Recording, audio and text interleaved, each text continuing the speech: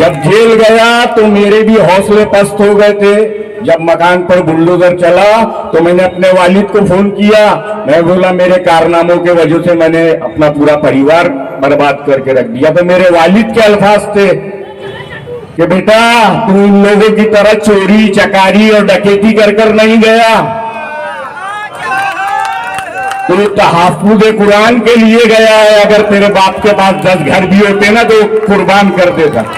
वही मेरा सीना चौड़ा हो गया।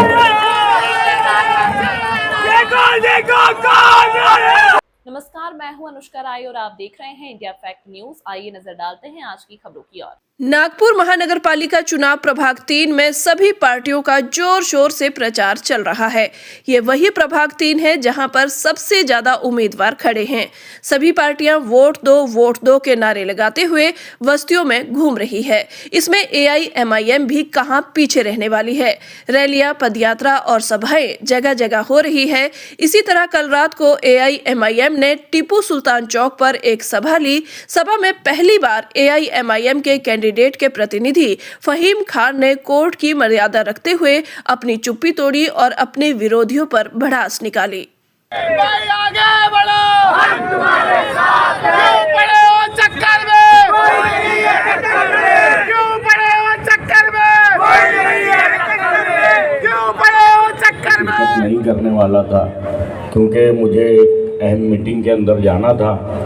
लेकिन क्या है, मैंने जब भी जज्बात में आकर किसी को चैलेंज कर दिया था, इसीलिए यहाँ पर आकर खड़ा होना जरूरी था, है ना।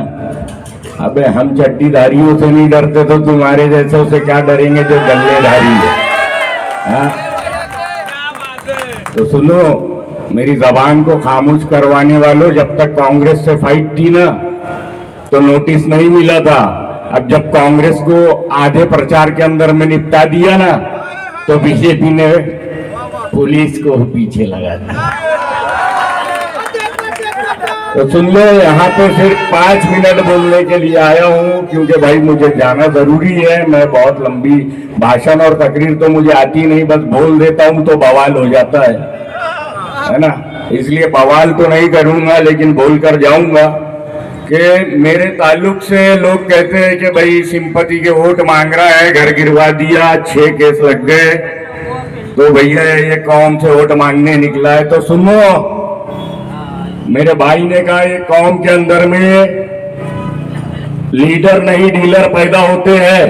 तो मेरी भी डील करने के लिए 1 तारीख को मैं बोलना नहीं चाहता था लेकिन आज बोलूंगा। 1 तारीख को मेरे ईमान का सौदा करने के लिए मेरे को कोपचे में लेकर गया था। मैं बोला भैया गलत चौकट पर आ गया, फहीम खान सब कुछ लुटा देता, ईमान नहीं बेचता, लगेगा ना जो तुम्हारा सरमाया है वो बेचकर खा जाऊंगा लेकिन ईमान नहीं बेचूंगा। और दूसरी बात, आज नया बम आया, बोले फहीम खान को 40 लाख रुपए मिल गए। तो मैं बोला भैया आधे तू रख ले, आधे मेरे को दे दे। बोले स्टेज पे आके सबूत पेश करूंगा, बस वही सबूत लेने के लिए मैं यहाँ 10 मिनट के लिए आया हूँ। हिम्मत है तो आके सबूत दे दे। अबे जब तुमको पता चल गया कि अब अपनी हवा टाइट है तो पर्सनल अटैक पर आ गए। जब तुमसे इलेक्शन लड़ना नहीं हुआ तो जाती तौर पे लड़ने पर उतारू। तो जाती तौर पे भी लड़ने के लिए अल्हम्दुलिल्लाह हम नहीं डरते। एक जमाने से लड़ाई लड़ रहे हैं, तुम बोलते हो अभी 6 केस लगे, है ना। तो पहले के 12 केस क्या मैंने अपनी खुद की लड़ाई लड़ने के लिए लगाया हूं। और अल्हम्दुलिल्लाह कसम खुदा की खाकर बोलता हूं, इसमें से एक भी केस मेरी जात को लेकर नहीं है, आप लोगों की आवाज उठाने के लिए है। अब तुम घर में बैठकर दलालगिरी करोगे तो तुम पर केस थोड़ी लगेंगे, तुम्हारे को तो मिठाई के डब्बे मिलेंगे ना। भैया खामोश रह रहा था क्योंकि मेरे बोलने पर भी पाबंदी है, इसलिए बोल नहीं रहा था। नहीं तो 6 दिन लग गए कांग्रेस का सफाया करने, अल्हम्दुलिल्लाह 3 दिन में प्रभाग 3 से कांग्रेस को उखाड़ के फेंक देता था। मुंह खोलने पर मजबूर किया है। अभी बीच में चला एक जगह लाइव चल रहा था, बोले फहीम खान जब जेल में था तो उसको फ्लैट मिल गया बोले बीजेपी की तरफ से, तो चाबी लाके देना भाई। काय के लिए टीम में रहूं मैं, अपने बच्चों को परेशान करूं? शौक से बोलूंगा, मेरे को बीजेपी ने ये फ्लैट दिया हुआ है। अब दूसरी बात, मेरे जहन में और एक चीज थी कि मैं आप लोगों के सामने इन लोगों को एक्सपोज ना करूं। मुझे इलेक्शन लड़ना है, बेवजह फालतू लोगों के ऊपर जो है अपना टाइम वेस्ट नहीं करना। लेकिन यार बहुत सारी बातें हैं, लेकिन वक्त की कमी है, मैं बहुत ज्यादा नहीं बोलना चाहता। वो डीलिंग करता है, मेरा धंधा नहीं है। 15, 16, 17 सालों से जो भी कर रहा हूँ, खिदमत खल्क अल्हम्दुलिल्लाह खुदा को राजी करने के लिए कर रहा हूँ। जब जेल गया तो मेरे भी हौसले पस्त हो गए थे। जब मकान पर बुलडोजर चला तो मैंने अपने वालिद को फोन किया, मैं बोला मेरे कारनामों के वजह से मैंने अपना पूरा परिवार बर्बाद करके रख दिया। तो मेरे वालिद के अल्फाज थे कि बेटा तू इन लोगों की तरह चोरी चकारी और डकैती कर कर नहीं गया,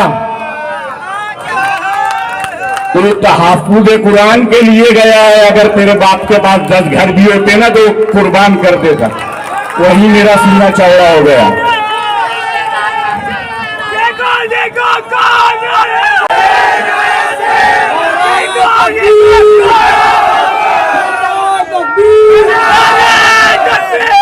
इसमें एक शेर बोलना चाहूंगा, उसको सदके में मिल गई दौलत, उसको सदके में मिल गई दौलत, बाहुनर बाज अमीर थोड़ी है। उसको सदके में मिल गई दौलत, बाहुनर बाज अमीर थोड़ी है। और इतना हल्कापन तो दिखाएगा ही, खानदानी अमीर थोड़ी है।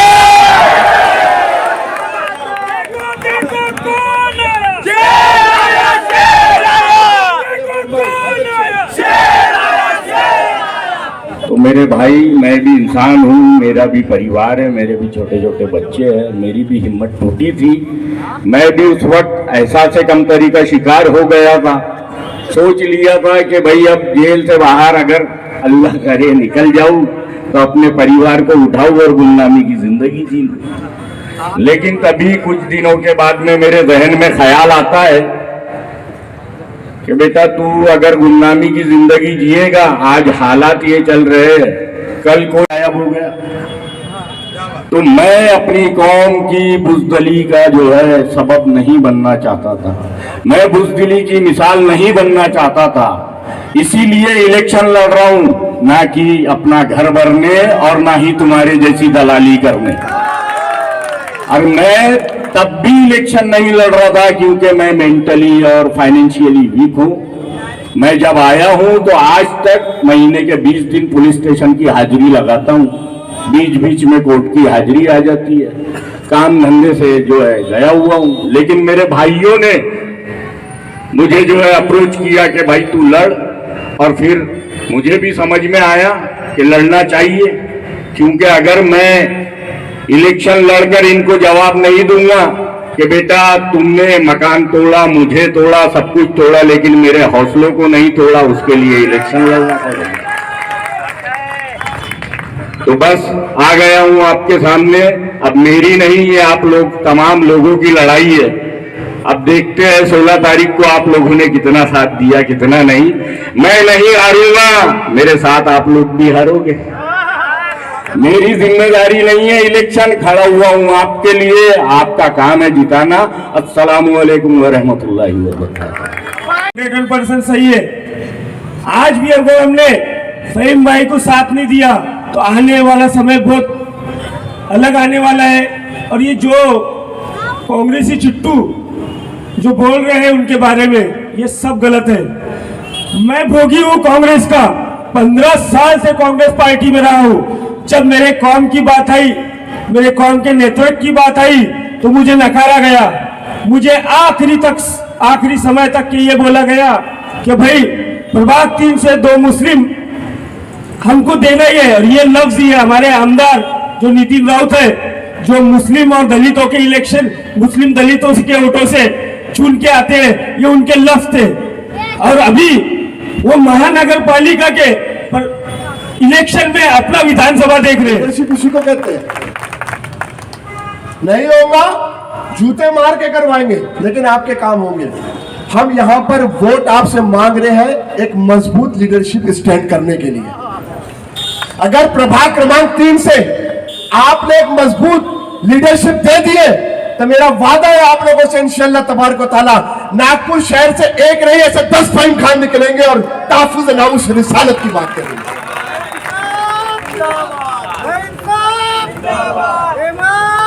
वोट दे नामुस रिसालत की खातिर, वोट दीजिए अपने बच्चों के मुस्तकबिल बेहतर बनाने की खातिर। मत करो सौदा 500 रुपए में अपने वोटों का, अपने जमीन का सौदा मत करो। कोई पैसा देता है ले लो मारे गरीबों समझकर, क्योंकि उस पर आपका हक है। नहीं देता है छीन लो उससे, लेकिन वोट अब आपको अपनी लीडरशिप स्टैंड करने के लिए देना है। मैं आप लोगों को आखिरी बात बता के चल दूं, ये आप मेरे हाथ में ये देख रहे हैं ना, ये क्या है? ये वोटिंग मशीन के लिए आपको एक तरीके से बताया गया है कि इसमें 1 2 3 मशीन दिख रही है, पॉम्पलेट आप लोगों के हाथ में है, पॉम्पलेट पे नजर मार लीजिए। 1 2 3, लेकिन मशीन होने वाली है वहां पे 4। कितनी होने वाली है? उन 4 मशीन के अंदर में आपको मतलब रहेगा 3 मशीन से। कितनी मशीन से? 3 मशीन है। मैं बताता चलूं, पहली, दूसरी और तीसरी। पहली मशीन पे 5 नंबर, दूसरी मशीन के ऊपर में 6 नंबर और 11 नंबर, और तीसरी मशीन के ऊपर में 8 नंबर। ये 3 मशीन जो आपके पास में होंगी, इसके ऊपर में आपको रेशमा प्रमोद, सोफिया आसिफ, पावन बाड़ू जी और अलीशा फहीम खान। फहीम भाई की वहां तस्वीर नहीं होगी, फहीम भाई का वहां पे नाम नहीं होगा, अलीशा फहीम खान, अलीशा जो उनकी अहलिया उनका नाम होगा। याद रखे, नहीं तो बहुत से लोग वहां पर जाने के बाद में ढूंढेंगे यार फहीम भाई तो हमको दिखे ही नहीं। अब कुछ लोग निकलेंगे, जैसे भाई ने अभी भी कहा ना, बड़ा चुनाव के अंदर में वो शेर चल रहा है कि थोड़ा सा चारा देखकर बस्ती की बकरियां कसीदे सुना रही है कसाई की शान में। अभी बहुत लोग निकलेंगे, 1 मेरे को दे दो, 3 फहीम को दे दो, 2 मेरे को दे दो, 1 फहीम को दे दो। तो आपको ये नहीं करना है, ये कोई फातिहा का तबर्रुक नहीं है जो सब में थोड़ा थोड़ा बांटा जाए। फिलहाल अभी के लिए इतना ही। आपको आज की यह खबर कैसी लगी कमेंट में जरूर बताएं, और यदि आप हमारे चैनल पर विज्ञापन देना चाहते हैं तो नीचे दिए गए ईमेल आईडी या कॉन्टैक्ट नंबर पर संपर्क कर सकते हैं। और इंडिया फैक्ट न्यूज से जुड़ने के लिए हमारे पेज को लाइक और सब्सक्राइब करना ना भूलें। अगली खबर तक के लिए फिलहाल मुझे दीजिए इजाजत। धन्यवाद।